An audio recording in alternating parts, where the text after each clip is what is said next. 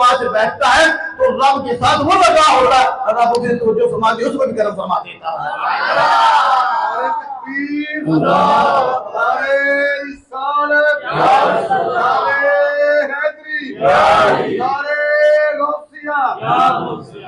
अभी अभी आप सुनेंगे, फिर आपको पता चलेगा ये कोई आसान काम नहीं। तीसरी कैटेगरी, उस मनसब पे जो पहुंचेगा उसे हम वली मानेंगे, उसे वली कहा जाएगा, और वो वली हर घड़ी अल्लाह की याद में रहे, अल्लाह की याद में रहे। वो फना से बका, बका का मकाम पाकर अब जो भी करता है खुदा से करता है, अब अपनी ख्वाहिश नहीं। अभी मैं जब इसके ऊपर मसाले दूंगा आप फिर इसको समझेंगे। देखो, वली बनने के लिए मरना पड़ता है। क्या होता है? बोलो जरा। वली होने के लिए पैसे थे नहीं, अल्लाह के नजर रसूल थे, इस पे मरना पड़ता है। और जो मरे हैं ना, उन्हें पूछो कैसे मरे, उन्हें पूछो उन्होंने जिंदगी कैसे बसर की है, उनकी हालतें क्या थी, उनकी कैफियतें क्या थी।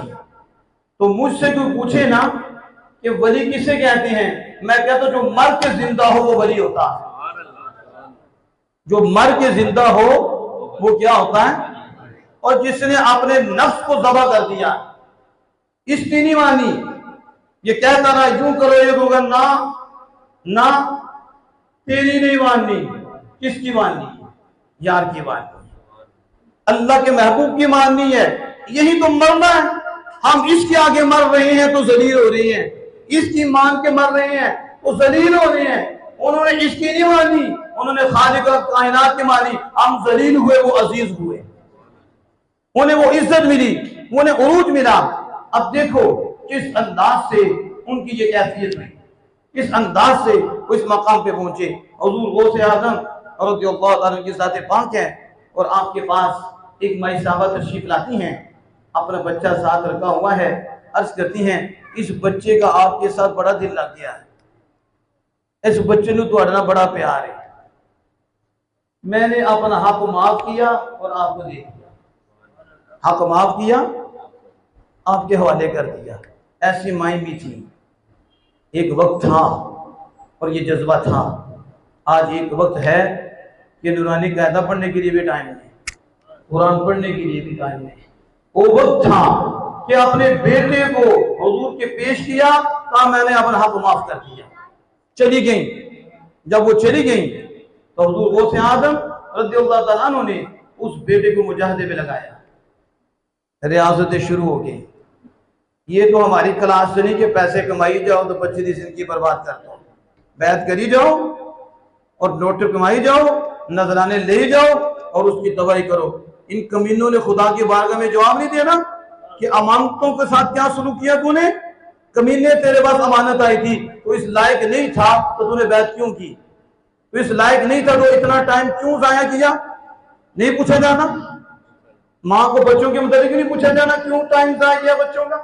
एक इस काबिर ही नहीं क्यों उठाया बात आपने, उसे काबिर के बाद भी उसकी क्यों जिंदगी खराब की? ये तो आम बात है। हुजूर गौसे आजम है, जब आपके पास वो बच्चा आया, मुजाहिदा शुरू, रियाज़त शुरू, तकलीफें शुरू हो गई, जो की रोटी है शुरू हो गई। बच्चे का रंग जर्द हो गया, बच्चा लागर हो गया। बुढ़िया आई, देखा तो बच्चा कमजोर है, जो की रोटी खाता।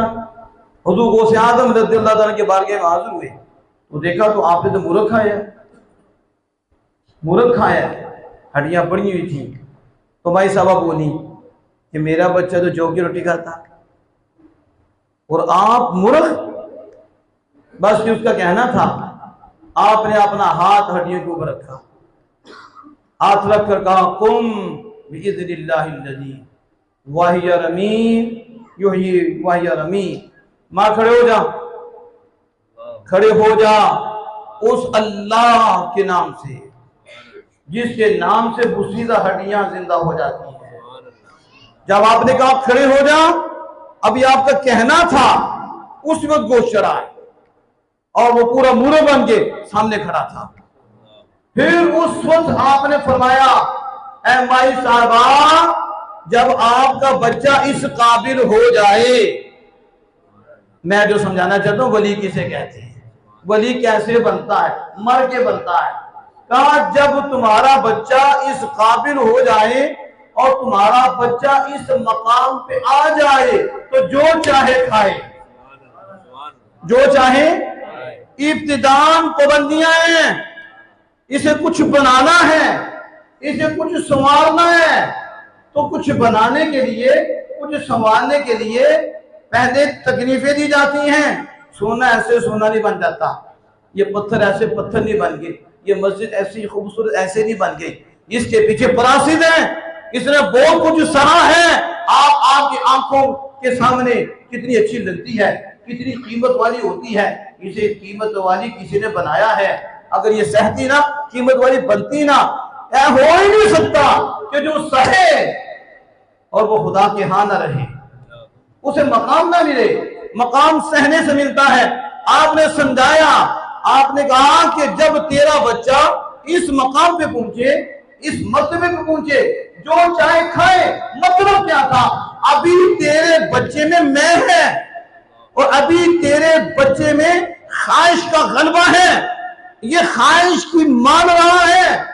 और हम तो वो है जो इस तरह अल्लाह के जलवे में डूबे हैं, अब अल्लाह की मानी जाती है और अल्लाह हमारी मानता है, क्योंकि हम अल्लाह की चांद पर गर्क हो गए हैं, अब उस मकाम पे पहुंच गए हैं। अब अब्दुल कादिर खुद नहीं खाता, अब्दुल कादिर का रब कहता है खाओ तो फिर खाता हूं। अब्दुल कादिर खुद नहीं पीता, उसका रब कहता है अब्दुल कादिर तुझे मेरे हक की कसम पी तो फिर पीता हूं। मेरा रब मुझे कसम देके कहता है अरे अब्दुल कादिर जो मेरा हक है तुझ पर उम्दा कपड़ा पहन। कहा मैं तो खुद खाता भी नहीं, मैं तो खुद पीता भी नहीं, बल्कि मैं तो खुद कलाम भी नहीं करता। मेरा रब मुझे क्या क्या के कलाम भी करवाता है और क्या क्या के खिलाता भी है।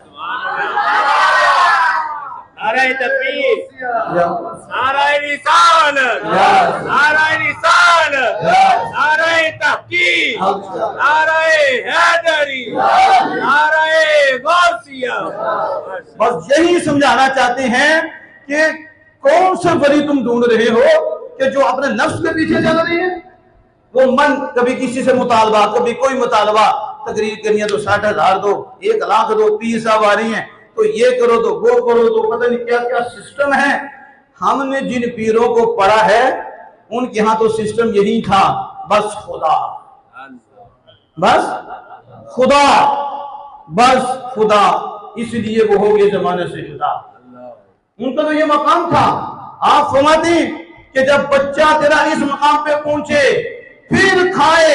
सूफिया कहती हैं और ये तेरा नफ्स जो है ना, ये भौंकने वाला कुत्ता है, इसकी मान के खाते हो तुम, इससे चलते हो और उन्हें वली मानते हो जो ऐसे ऐसे बने हुए हैं, कैसे खाते पीते हैं, कैसे लेटते हैं, ना कुरान का पता ना दीन का पता। उन्होंने कहा जब तक नफ्स को लगाम न दी और नफ्स को अपना गुलाम ना बनाया, वली कहां है? ये तो शैतान का गुलाम है, ये तो नफ्स का गुलाम है। वली वो होता है जो नफ्स के ऊपर सवार होता है और नफ्स को लगाम देकर मदीना लेके जाता है।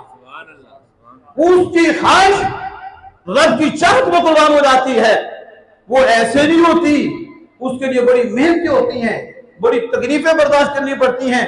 फिर जाकर कहीं वो मकाम नसीब होता है तो फिर होश होश होता है, फिर दाता दाता होता है, फिर खाजा खाजा होता है। सदियां बीत गई हैं और बीत जाएंगी, जमाना नाम लेके उनका जीता रहेगा।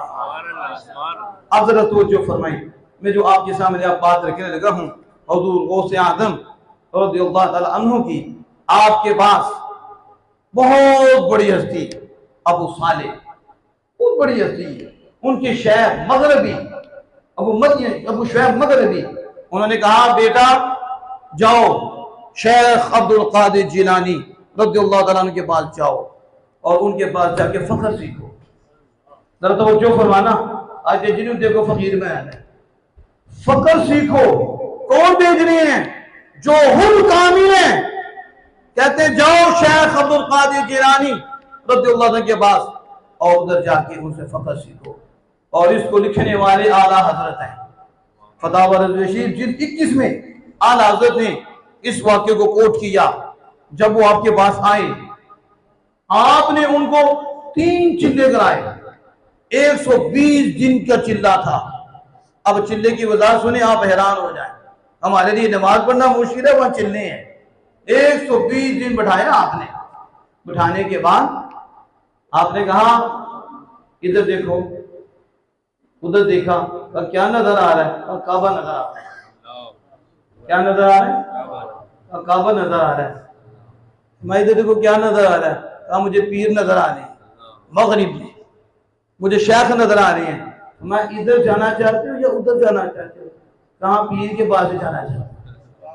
क्या अकीदत का बता, जिनके सदके मुझे ये दौलत मिल रही है, मैं उधर ही जाना चाहता हूँ। मैं एक कदम से जाना चाहते हो, एक कदम में जाना चाहते हो, या जैसे आए हो वैसा जाना चाहते हो?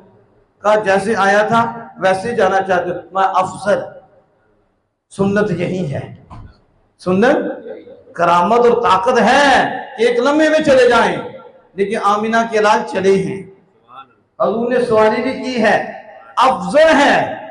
फिर आपने कहा बेटा फख्र जो है इसका जीना है, फख्र का जीना है, और जीना इसका तौहीद है।